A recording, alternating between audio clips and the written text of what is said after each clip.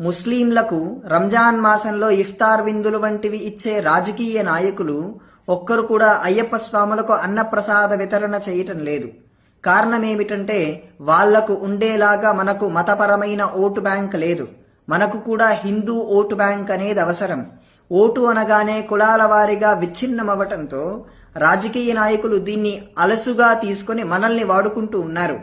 హిందువులమైన మనం ఓటు బ్యాంకుగా నిర్మింపబడి మన అవసరాలను వాళ్ళ చేత చేయించుకోవాలి. ప్రత్యేకించి మన దేశాన్ని, మన ధర్మాన్ని, మన ఆలయాల్ని, లవ్ జిహాద్ వంటి వాటి కోరల నుండి, ల్యాండ్ జిహాద్ వంటి కోరల నుండి మన భూముల్ని, మన బిడ్డల్ని ముస్లింలకు రంజాన్ మాసంలో ఇఫ్తార్ విందులు వంటివి ఇచ్చే రాజకీయ నాయకులు ఒక్కరు కూడా అయ్యప్ప స్వాములకు అన్నప్రసాద వితరణ చేయటం లేదు.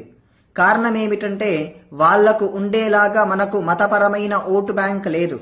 మనకు కూడా హిందూ ఓటు బ్యాంక్ అనేది అవసరం.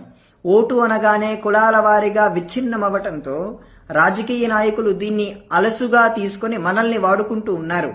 హిందువులమైన మనం ఓటు బ్యాంకుగా నిర్మింపబడి మన అవసరాలను వాళ్ళ చేత చేయించుకోవాలి. ప్రత్యేకించి మన దేశాన్ని, మన ధర్మాన్ని, మన ఆలయాల్ని, లవ్ జిహాద్ వంటి వాటి కోరల నుండి, ల్యాండ్ జిహాద్ వంటి కోరల నుండి మన భూముల్ని, మన బిడ్డల్ని ముస్లింలకు రంజాన్ మాసంలో ఇఫ్తార్ విందులు వంటివి ఇచ్చే రాజకీయ నాయకులు ఒక్కరు కూడా అయ్యప్ప స్వాములకు అన్నప్రసాద వితరణ చేయటం లేదు. కారణమేమిటంటే వాళ్లకు ఉండేలాగా మనకు మతపరమైన ఓటు బ్యాంక్ లేదు. మనకు కూడా హిందూ ఓటు బ్యాంక్ అనేది అవసరం. ఓటు అనగానే కులాల వారీగా విచ్ఛిన్నమవటంతో రాజకీయ నాయకులు దీన్ని అలసుగా తీసుకొని మనల్ని వాడుకుంటూ ఉన్నారు.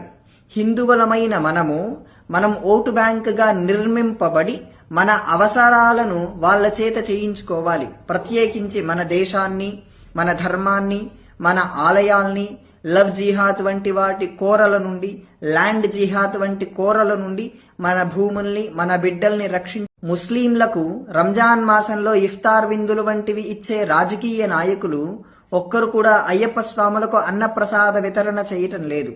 కారణమేమిటంటే వాళ్లకు ఉండేలాగా మనకు మతపరమైన ఓటు బ్యాంక్ లేదు.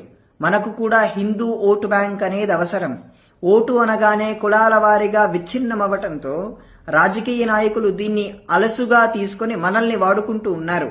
హిందువులమైన మనం ఓటు బ్యాంకుగా నిర్మింపబడి మన అవసరాలను వాళ్ళ చేత చేయించుకోవాలి. ప్రత్యేకించి మన దేశాన్ని, మన ధర్మాన్ని, మన ఆలయాల్ని, లవ్ జిహాద్ వంటి వాటి కోరల నుండి, ల్యాండ్ జిహాద్ వంటి కోరల నుండి మన భూముల్ని, మన బిడ్డల్ని